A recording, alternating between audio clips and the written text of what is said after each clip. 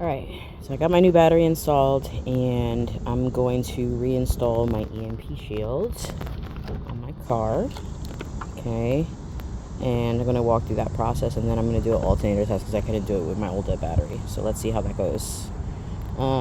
Just to show you real quick, same battery, fits perfectly, and that brown stuff on the battery post terminals it's like NOCO anti-corrosive spray, so that it reduces or eliminates rust buildup on your terminals. So it's good to spray this only on here where the metal is, not on your cabling or on your sensors or anything like that.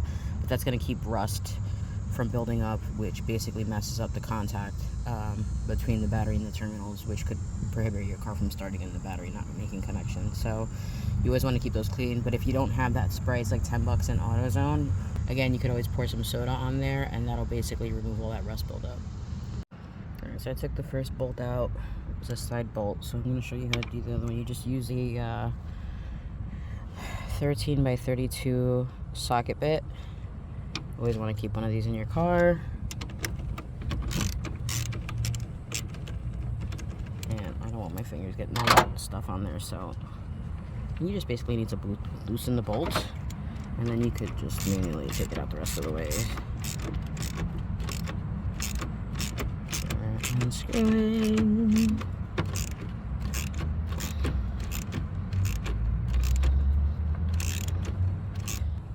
Next, you got your ground bolt to the chassis of the car. So on the EMP Shield, it has a green, black, and red wire. The green wire goes to your ground, red wire goes to your positive, and then your negative goes to your black post on the battery. So we're going to take off the round bolt that's bolted to the chassis of the vehicle. This one's on tight, so no need. Alright, so this is the EMP Shield. I bought some Velcro adhesive strips on Amazon. They're industrial strength. I think they can hold up to 10 pounds. This doesn't outweigh 10 pounds. It probably weighs max 3 maybe. It already has the original adhesive, so I just got to use the other side for the Velcro. So I have to find placement somewhere on the side of the new battery. I have a nice clean flat surface to work with, so I'm going to try to center it as much as I can. So what I'm going to do is I'm going to put the strap on the EMP Shield and then adjust the EMP Shield so that it fits wherever it needs to fit, and then I'll connect the wires. So let's do that. So I took one of my Velcro straps and I just adjusted it on here, and I'm not going to take the sticky back part out yet, but I took my wrench and I just really firmly pressed down across so that it's really snug and connected to it. So now I'm going to unstick the sticky side and then adjust it to the middle of the battery on the side, and that's where we're going to place it because I don't have any more room inside the chassis of the vehicle to put it anywhere else, but probably the safest mounting place for it. Alright, so it's installed again, and so this gray casing outside the battery, it's not the actual outside the battery, it's just an enclosure on the vehicle to house the battery. So the EMP Shield's connected to that. It's not Velcro connected to the battery itself, so it won't get hot or anything like that. I've had it for like almost 2 years now installed in my car in the old battery, and I never had any issues with it. It just stopped working when my battery died. So we're going to reconnect everything now and make sure that little green light goes on, and then we'll do the alternator test. Alright, cables are reinstalled. That's your ground, that's your positive, and that is your negative. The EMP Shield's mounted on the side. Now it's on the enclosure of the outside casing where the battery is sitting on, so it's a part of the car. It's not attached directly via Velcro to the battery itself. Let's see if I can get down there, but you should be able to see a little green indicator light showing that it's on. That's it right there. It's gonna start raining, but let me do this real quick. We're gonna do a quick battery and alternator test. So this is the battery tester again. I'm gonna change that to AGM. Standard rating CA. Rating capacity is 435. Lower that down to 435.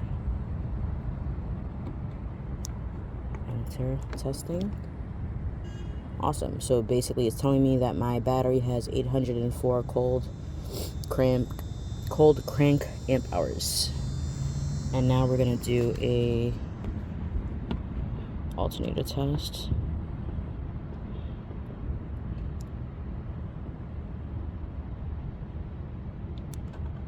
System test. Here we go. Turn off all load, start engine.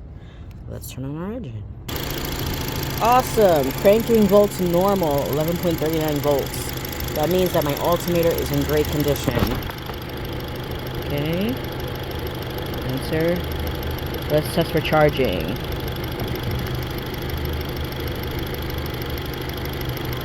Okay. Alt idle volts 12.88 volts low. That's within normal range for alternators.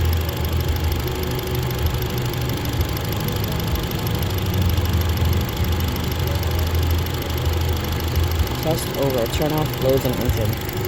So this is a nifty little tool to have in your car if you ever want to test it before taking it to a mechanic to find out if your battery shot or if it's your alternator. If it's your starter, it won't even start with a boost, with a jump starter.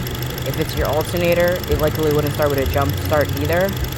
If it starts with a jump start, it's likely your battery, but if your alternator is not charging your battery when the vehicle's off, this is a great thing to have to test your alternator before taking your car to the mechanic and getting beat over the head with crazy diagnosis fees and like charging for crap that you don't need, or having you replace that but you don't necessarily need to replace. So I would highly recommend getting this. Is like $50 on AutoZone.